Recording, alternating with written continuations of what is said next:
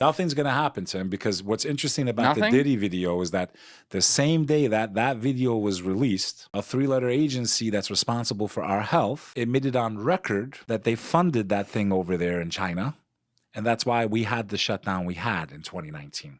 The same day that that video was released. But what was everyone talking about? They just admitted on record why our families lost their lives, why the country was shut down, that they funded everything they called people like me a theorist for. You're a sea theorist. They admitted his people, the guy with an F rhymes with chi. That scientist, his people on record, the same day the Puffy video came out, on record. Yes, we funded that. Yes, we funded the gain of you know what. Yeah. Rhymes with junction. Yeah. Okay? You're laughing, but we don't live in a free country anymore. We don't have free speech. We can't speak. We have to speak in code. I love your code, Beck. It's great. But that's how you know we're not free anymore, Americans. Tell me who you can't talk about. I'll tell you who runs you. Yeah. So he's like, yeah, let's just move.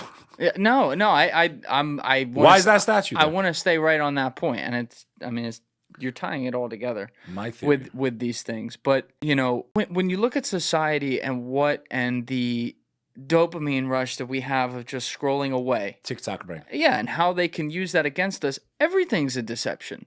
The things that are true, like a Diddy, which I listen, I'm not saying every single thing in that lawsuit's true, but I mean, there's a lot of really good evidence there. That video we saw is horrible, so let's just assume most of it's true.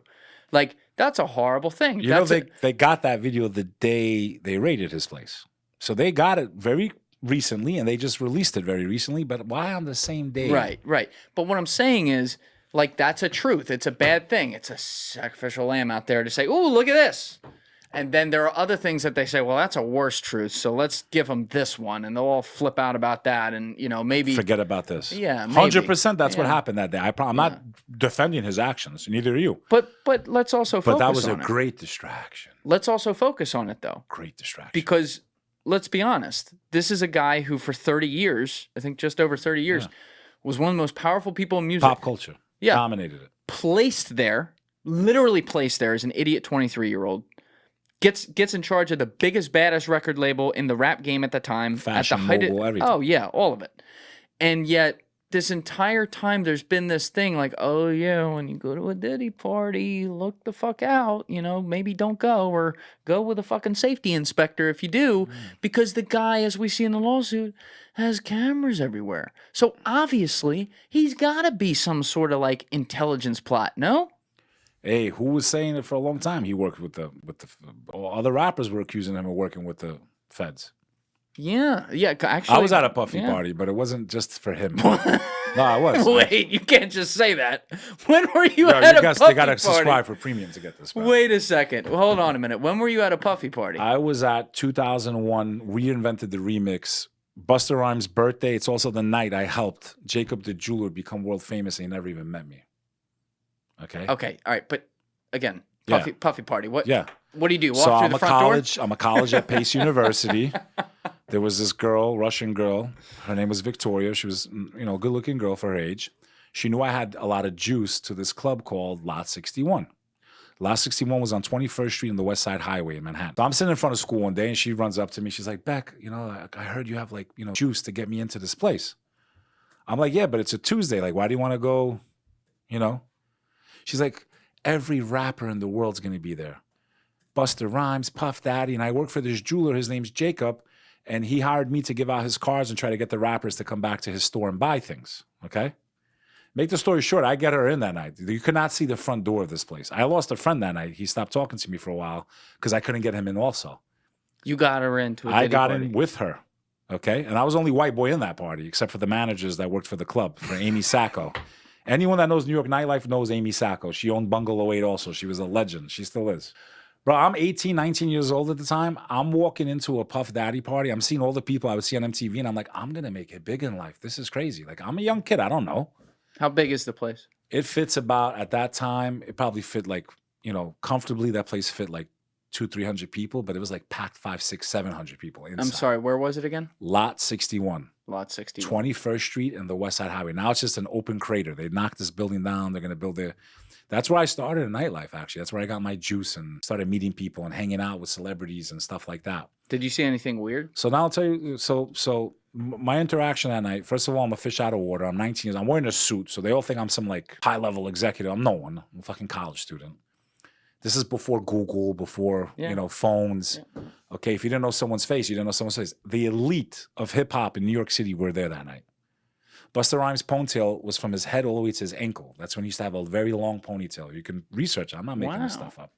They released his album, We Invented the Remix for Puff Daddy. The song, Special Delivery. I like that. Special Delivery, the remix. So that album comes out. Everyone's there. I end up next to this guy. I don't realize who it is at the time. I put my credit card. I didn't have... Bottles were cheap back then. It was like $85 for a bottle of Moet. Today, a bottle of Moet is $700 in a nightclub in New York City. Yeah. A $30 bottle of champagne. Yeah. Okay? I opened the bottle. This is, when I used to drink. I haven't drank in a long time, so don't attack me in the comments, Muslims. I don't drink. I haven't drank in 12 years. And I'm sitting next to Black Rob, man. Black Rob is famous for a song called Like, Whoa, Ba-na-na-na-na. Like, well, I had this bad bitch. That was what he was known for. That was like his hit song. I'm next to him. I see Victoria go over to Puffy. She's attractive. They're hanging out all night. He's surrounded by girls dancing on the table like he does, doing his fucking dances, right? And this guy, Black Rob, is like, I hate that motherfucker, man. I'm like, who, man? He's like, back then he was called Puffy. He wasn't called, he was just becoming Puffy. Diddy because he had broke up with J-Lo. Was making all those I Miss J-Lo songs like, I need a girl to ride, whatever. Make the story short. I'm like, why, man? I can't make no money because of that motherfucker. I'm like, why? He's like, I have the hottest song out right now. I'm like, who are you, man? He's like, you know that song Like, Whoa? I'm like, yeah. He's like, that's my song. Make the story short, I hung out there all night. Everyone was in that building, man. That was famous in there. Were there any weird rooms? No, because it was a nightclub. It was public. So this wouldn't have been like going to his house, right? This is not like I went to his house and got diddied, right? Yeah. 2 weeks later, I'm in front of my school. This girl runs up to me, the one that I got in that night. Oh, my God, Beck, thank you. Puffy just came to Jacob's store. He just bought his first piece. He's bringing all the cameras from MTV now. Next thing you know, you hear this guy Jacob's name all over the fucking... every rap song. Jacob, if you're watching this shit, I want to watch. Victoria, she worked for you. I got her into the Puffy party. I know you've seen my stories before. I want to watch, and Albania never forgets. I want to watch. It's the least you could do. It's the least you could do. Can we get this guy a fucking watch, please? Can I get a fucking watch? And I don't want Fugazi diamonds. I want the real shit. Oh, my God. Now, back to the whole demonic shit, and we'll wrap it. I think what's been going on, Julian, is because technology has figured out a way to open a portal into that dimension. I think there's a real strong probability we're going to see aliens. Some people say Project Blue Beam. No. If I'm right on my hypothesis, I think that there may be a portal where that dimension is going to come into this dimension and they have their powers. You might see your dead grandmother from 30 years ago, but it's not your dead grandmother. It's a demon shape-shifting to look like your grandmother. The demon knows how to mimic the voice, has some of the memories because they follow us. They have a longer lifespan than we do. When you go to a fortune teller that just knows shit, like there's just no way, they didn't have your phone, they didn't have your license, like they found out shit about you that there was just no way they could have known, I promise you that fortune teller works with the demonic realm. But that's not an alien, that's an apparition, no? That is demons, brother. They share information. But that's a demon? Ritual, the jinn. That's how they operate. So your dead relative's a demon? No.